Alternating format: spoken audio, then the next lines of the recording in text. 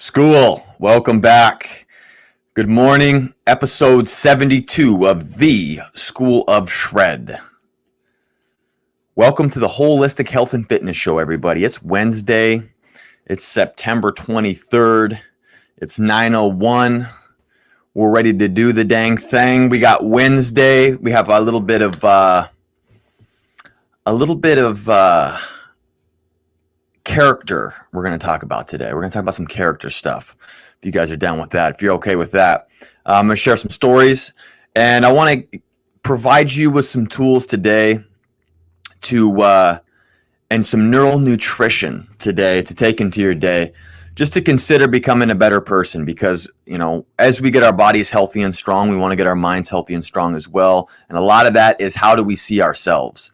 And I want to share some things that have helped me over, my life, and hopefully they can help you. That's the point of sharing this stuff. So if you guys are logging on right now, go ahead and throw a flex emoji. Let's get muscles burning in the comments. Good morning, episode 72, when no one's watching. When no one's watching, let's jump on. Let's get ready.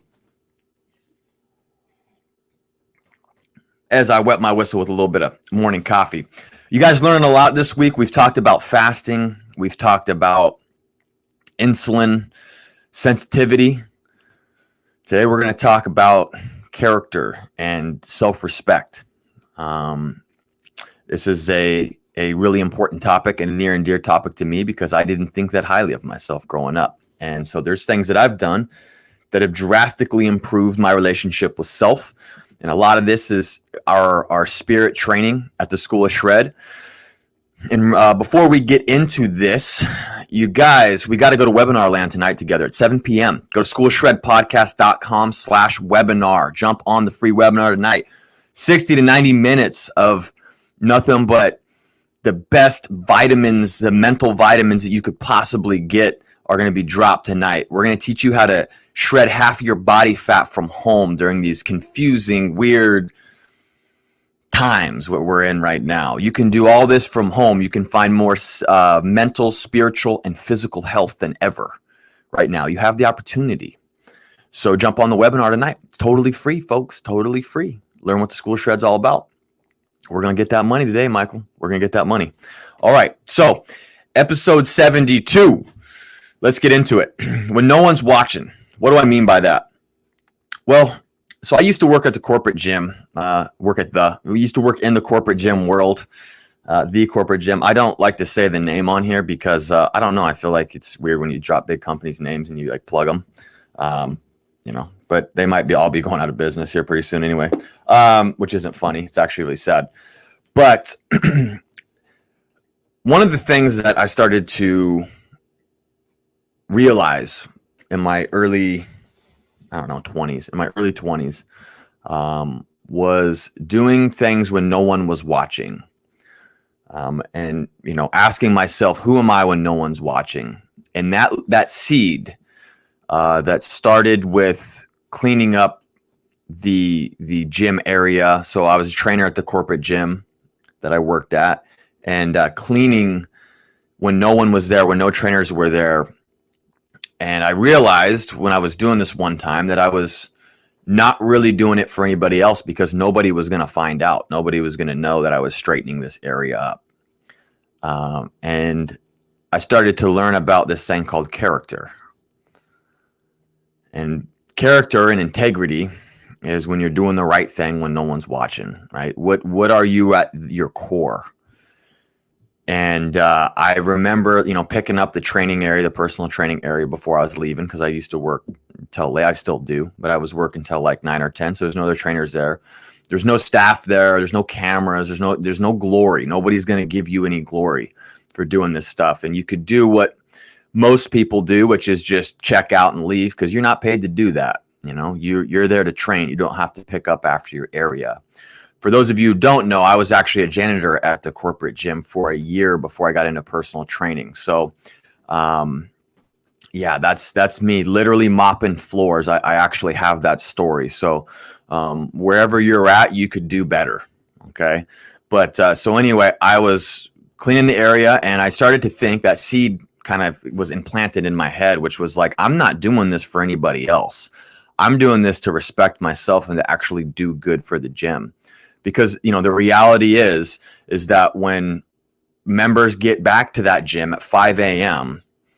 and trainers start training, by the time that management gets in who would actually see this work that I just put in, the gym's going to be a mess again, because trainers will come in with their clients or members are going to come in at 5 a.m. and they're going to grab all the BOSU balls and all the tools, and they're going to spread them all over the training area. So by the time management gets in at 9 a.m. or like the VPs or, any of the higher up people who might have seen and be like, wow, why is it so clean here? I knew that was never going to be a possibility, but I did it anyway. I did it for myself. And then I started to realize that these little disciplines that you do when no one's watching, they're momentum builders in your life.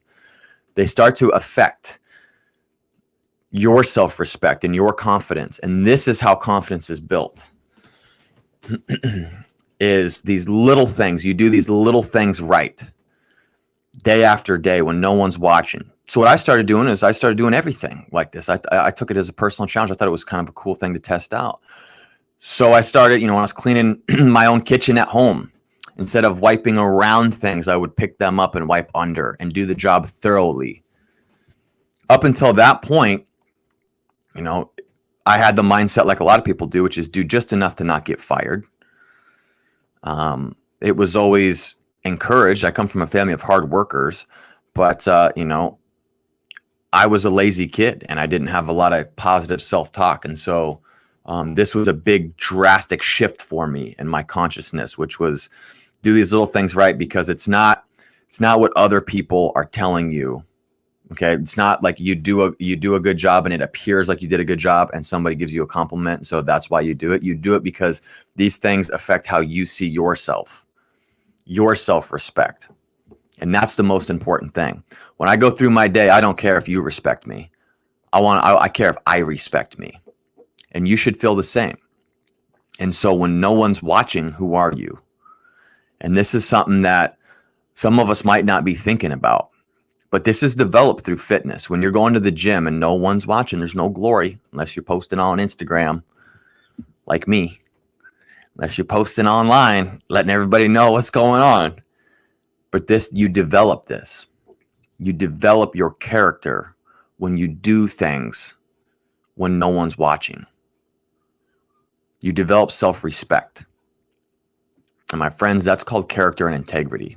When you do the right things or you do the hard things that you're not going to get credit for when no one's watching. It's like every championship sport player, Michael Jordan, getting his hand raised, holding the NBA championship at the end of the season. Everybody sees that and wants to be that, but they don't see all the years of hard work behind closed doors. Kobe Bryant used to shoot baskets all night long, till 3 a.m. And then he would get up early and be back in his own gym. The guy, all he did, he was obsessed, even after winning multiple championships. I didn't know that for the longest time. When I grew up watching Kobe, I just know he was a really good ball player and he came from high school and whatnot. I mean, I knew he obviously worked, but I didn't know he continued to be obsessed through his whole career. And when he went to retire, he said something that was really stuck with me.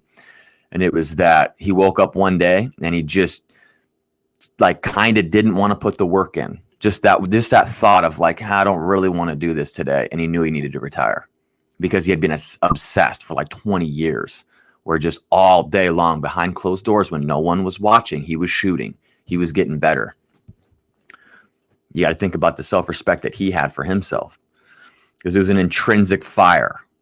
And so some things that we can do to stoke that intrinsic fire is do the little things right. And so what you could do today to start this process is you can start doing the little things right. And what do I mean by that? Momentum builders. I call chores momentum builders. I cleaned my house for 4 hours on Monday, and that actually created a bunch of positive momentum in my day. It was actually more important to me that day to do that than to work on the online health academy stuff that I have to do right now. Because when I learned, what I learned when I worked back at the corporate gym was these little chores are momentum builders. They build positive momentum. They build self-respect. And then that carries you through and gives you energy. So if you do the little things right, like you mop your floors, dust your counters, Clean things around your house. Make it look nice. It clears your brain when you have a nice workspace. Clean your office. Maybe you got papers stacked 4 feet high that you've been needing to address. Address that. Get rid of it. Do the little things right, and you will develop self-respect. You develop character. Favors for people. If you're going to do a favor, go all the way. Do the little things right. Open a door for somebody. Maybe you don't know them. Maybe you're going to get coffee today. You open a door for somebody. That builds positive momentum. You don't need anything in return. All right? You're selfishly doing it for yourself, but you're helping the world out. So let's look at three different categories here of things that you can do when no one's watching. So number one thing is commitment. Okay, and so when you commit to something, what do you do when no one's watching to fulfill your yes to somebody? So when you commit to something, it's very, very important you keep your commitments. And so your yes is a yes, no matter what, and your no is a no, or it's a let me get back to you on that. So this is huge because your word holds weight, and people trust you when you say yes or no. But the minute you say yes, and then you have to cancel, and you continually do that, you erode people's trust in you. You erode people's respect for you. You erode your self-respect because you don't hold your word to a high esteem. You don't hold yourself to a high standard. So your commitments, when you say yes to something, you fulfill them. So what do you have to do when no one's watching to fulfill that yes? Sometimes you might have to rework your schedule because you did say yes to that one thing. I can think of a time where I said yes to 2 things at the same time, and it came back to bite me in the ass. And there was a lot of fallout from it. There was a business thing that happened. And I had to go with the first yes, and in the time period, the first yes, and the person I said yes to on the second thing, the next person, well, it eroded that relationship. That relationship is no longer around because I said yes to 2 different things at the same time, and I had to choose one. And I chose the one that I had said yes to first. And so that was a commitment lesson. The second thing is accountability. So what you have to get good at is regulating yourself and keeping yourself accountable. So say you commit to your fitness plan, you commit to a workout plan that's say 4 days a week. You then need to keep yourself accountable to that plan. Okay, hold yourself to a high standard. So if you said you were going to work out today, or yesterday you plan to work out today, then you work out today. It doesn't mean that you have to go train extremely hard, because if you woke up tired today, whatever. It's the act of doing it. It's more than just the physical reward you get, you guys. It's a mental reward you get when you make promises to yourself, when you make commitments to yourself and you keep them. This is stuff that happens behind closed doors. No one's going to know if you told yourself yesterday, the diet starts today, and then you fall through today and you have some ice cream tonight, or you keep doing the same old you. No one's going to know that except for you, but that's going to erode the way you see yourself. And then you're going to start acting in a way that erodes the way that others see you. It's a really weird, kind of insidious thing that happens when we don't respect ourselves. When we don't work on the things on ourself behind closed doors when no one's watching, it starts to show on the big stage to all of our relationships. So self-regulating through accountability. Keep yourself accountable. If you say yes, you have a commitment, you made a commitment, then you keep yourself accountable by doing what you need to do to fulfill that yes. And then the last thing that we're going to talk about here is just self-reliance. So you're not relying on anybody else. You're relying on yourself. This is a big one. This is a big one for me. When I say yes to something, or I make a commitment to myself, what I've realized is it's to myself. It's more important what I think about myself and being reliant upon my own actions than anybody else's. A big issue that I had was relying on externals to validate me when I was younger. And when I started to actually grow up a little bit was when I started to put the whole thing on my shoulders and be self-reliant.